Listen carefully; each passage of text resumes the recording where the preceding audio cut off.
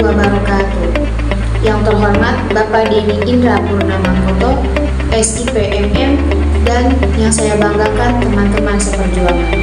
Perkenalkan, nama saya Dina Kisa Putri dengan NIM 331221340153 dari kelas AA2 semester 4, mahasiswa Universitas Mitra Bangsa. Pada video kali ini saya akan menjelaskan atau membedah buku yang berjudul Emotional Intelligence yang bertemakan Why It Can Matter More Than IQ. Buku ini membahas tentang pentingnya dan perlunya kecerdasan emosional, unsur-unsurnya dan aspeknya. Kecerdasan emosional sebenarnya adalah mengamati diri sendiri, khususnya di tempat kerja. Penting untuk menyadari tindakan Anda dan mengendalikan emosi Anda. Pikirkan kapan terakhir kali Anda merasa marah atau sedih dan pikirkan cara Anda mengatasi perasaan tersebut. Gelombang kemarahan yang meledak atau gelombang emosi yang membuat Anda menangis. Pertanyaannya di sini adalah bagaimana mengenali reaksi Anda dan apa yang harus dilakukan untuk mengendalikannya. Pada dasarnya, itulah yang kita sebut dengan kecerdasan emosional. Ada 5 unsur dasar kecerdasan emosional. Yang pertama, kesadaran diri. Yang kedua, pengaturan diri. Yang ketiga, motivasi.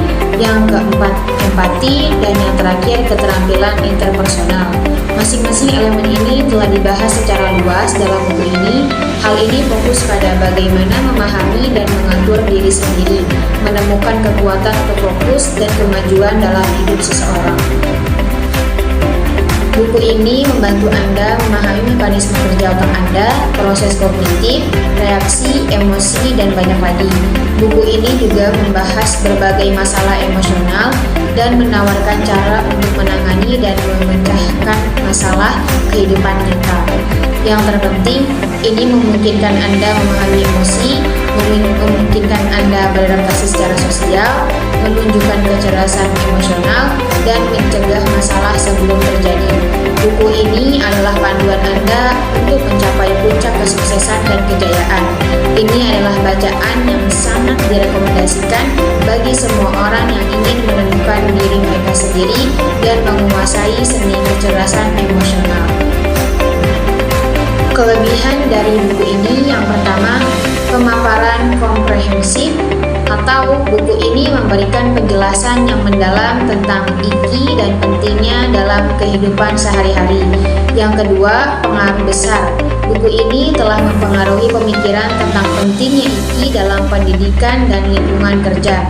Dan yang terakhir, contoh kasus, memberikan contoh-contoh nyata yang membantu pembaca memahami konsep IQ. Kekurangan dari buku ini yang pertama, ketebalan buku. Beberapa pembaca menemukan buku ini cukup tebal dan mungkin terasa lebih seperti buku teks akademis daripada panduan praktis. Yang kedua, gaya penulisan. Gaya penulisan yang mirip dengan buku-buku Malcolm Gladwell yang mungkin tidak disukai oleh semua pembaca.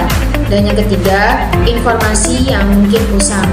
Mengingat buku ini pertama kali diterbitkan pada tahun 1995, beberapa informasi mungkin sudah diketahui atau mungkin terasa usang bagi pembaca saat ini. Mungkin cukup sekian penjelasan dari saya, kurang dan lebihnya mohon maaf. Wabillahi taufiq wal hidayah. Wassalamualaikum warahmatullahi wabarakatuh.